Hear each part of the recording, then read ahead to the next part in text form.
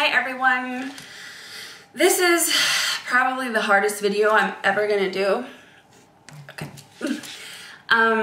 Yeah, it's about my daughter Janine's sickness. Like I said before, she has cancer. And yeah, I just really wanted to talk about this, like I said in my introduction video, just because I didn't have anyone to talk to when we first had the diagnosis. And yeah, so I really wanted information, not just about the sickness and the cure and whatever. I mean, that information's everywhere. What I really wanted to know is how people feel, how the mother feels, how the family feels, how you cope with that child, how did you tell the child, just stuff like that. I just wanted to know. So since there's no video out there like it, and if there is, I'm sorry, but I couldn't find it. So I just wanted to do one. I guess I'll divide this videos up in several videos because it will just be way too long. So I'll start out with her, yeah, just her before cancer and her health before cancer and how we even found out and whatever. So yeah, she was a healthy baby. I mean, when I had her, she was perfectly healthy. She was fine. She was just a newborn baby. Everything was perfect. She started sleeping through the night when she was 4 weeks old. And it was just a gift from God, seriously. I mean, I was 17. I had no idea what I was doing. But it was really good. I actually loved the baby time. When she was about 8 months, she had acid reflux really bad, so she couldn't even lay down without her screaming. I mean, the first few weeks, I had no idea what was going on. The pediatrician said, okay, well, she's probably going through a growth spurt, or she wants to co-sleep, and she just wants to breastfeed at night or whatever. I did everything. Nothing helped.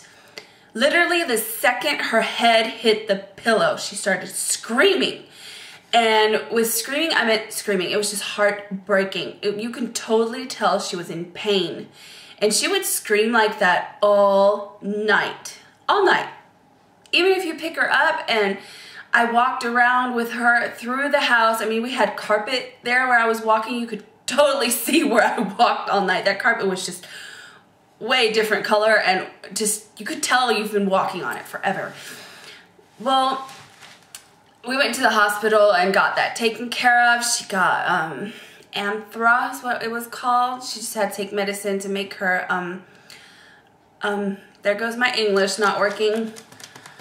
The acid, thank you. The acid calming down and make it just stay down, you know how it is normal. Well, she outgrew that pretty fast. She was like, I don't know, 15 months when it stopped. Yeah, and after that, everything was pretty normal right up to her first kindergarten year. And in Germany, you're 3 when you go into kindergarten, and she was like 3.5. Yeah, she was 3.5 when she started. No, she must have been younger. I don't know. It's just, that's the weird thing that your mind does to you when you go through such crap, is you forget a whole lot. I mean, I don't think you forget. You just put it somewhere else in your mind so you won't have to think about it. And that, when you try to think about it, you just can't. So whatever, she might have been 3. She started getting colds a lot. Just the normal common cold the first few days. And afterwards, she would always have bronchitis. She was just coughing and coughing and coughing right up to the point where she would just throw up. That's how hard she was coughing. And I mean, we were at the pediatrician's like once a week. So he's just saying, okay, she has bronchitis. It's probably going on to a stage of pneumonia or something. We should just give her antibiotics and do the whole inhaling thing and whatever. And we did all that, and it was better for like a week or 2, and then all of a sudden it was just back. And I just looked at that for like half a year, and then I freaked out. She had bronchitis 11 times in 1 year and pneumonia 4 times in 1 year. And I'm like, okay, this is not normal. My child cannot just be on antibiotics for like a year and she keeps getting sick. It's just not normal. Could somebody please look at her? What's wrong with her? So we went to the lung specialist, and he did an x-ray, and he's like, okay, you guys need to go to the hospital today. I was like, why? And he said there's a shadow behind her lung, but it could be anything, and we just need to get it checked out. Just a side note on that, I had asthma growing up. I outgrew that in puberty, but I also have shadows on my lungs if I get an x-ray done, because all the coughing and all that stuff will just screw up your lung. If you're coughing years and years, you just get kind of like, there goes my English again, a scar. Yeah, you get scars, kind of scar type things on your lung.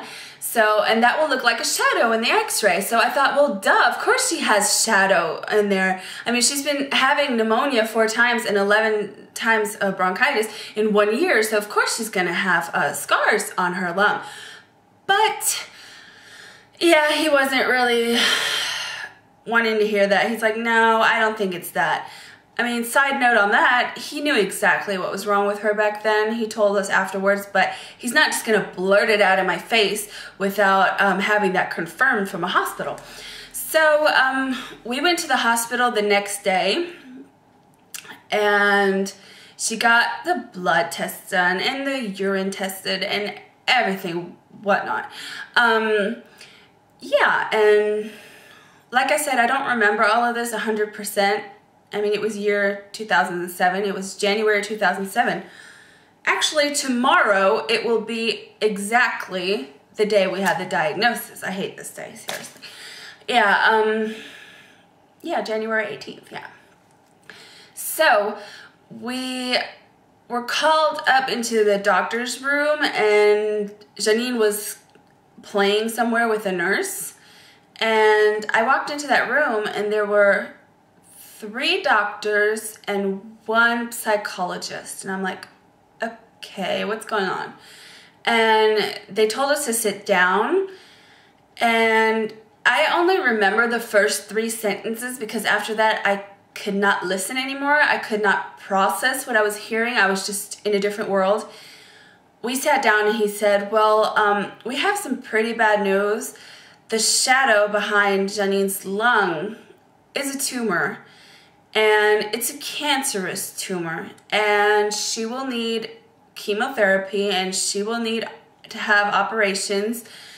And he started talking about a study that's being done, and I seriously don't remember. He kept on blabbing on. I think we were in there for like an hour. I remember the first 2 minutes, the most important part. Yeah, I started sobbing instantly.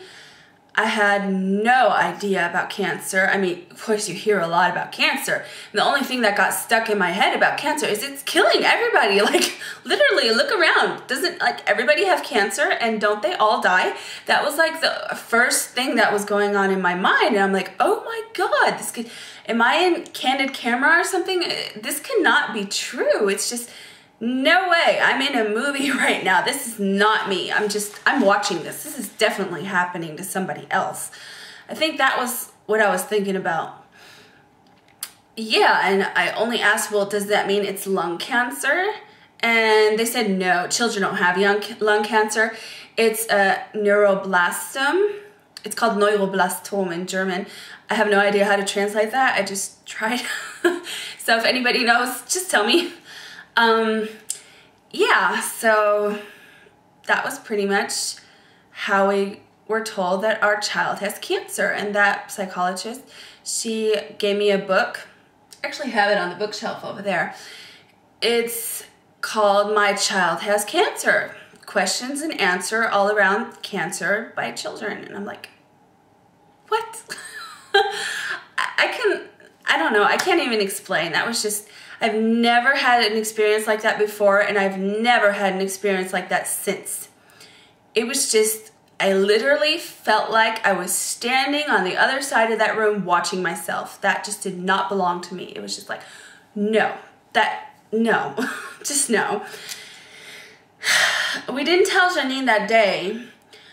I just had to cope with it by myself, and Marcus did too. We didn't really talk a lot. We were just laying in each other's arms crying. So, yeah, I called my uncle, who is, not a, oh, there goes the English again. The people that are on the ambulance, in the ambulance, they come to you and help you when something happens to you, you know, those people? I'm sorry. I don't know what they're called. Yeah, he's one of those. And so he is familiar with just medical things and stuff, so I called him first, and he was just going crazy. That did not help. Yeah, and I remember the first night, I was so exhausted. I fell asleep immediately, but I had terrible nightmares. And I remember waking up and just thinking, oh my God, it was all a dream. Thank God it was just a dream. And then I looked around and I'm like, okay, we are in a hospital room. And I looked at Janine like this. She was just laying there sleeping in her hospital bed. And then I turned my head. That is so creepy because I remember it like it was just 5 minutes ago. I turned my head around, looked at the table, and there was this stupid book, My Child Has Cancer. And I'm like, oh my God, it's real. And I think that was the first time I actually realized that I was not in a dream, and it was not just a terrible nightmare, it was real, and there's a lot of stuff that was gonna happen to us, and it's gonna totally change our whole entire life. It was just, it hit me right then. Yeah, and that's how it just was like 2 weeks. After that, I was still in that phase like, no, my God, what are we being punished for? What did we do? What did she do? She's 3 years old.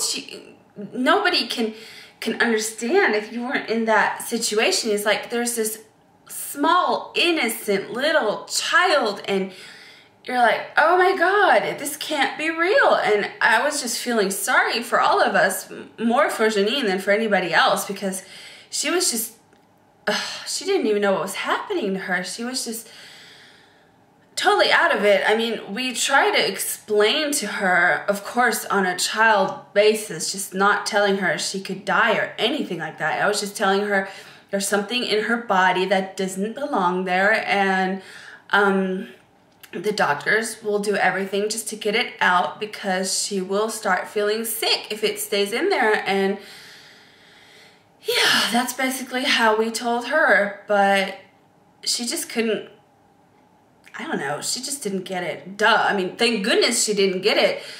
But, I mean, she was getting shots every day and gotten blood taken and had to give urine samples and everything.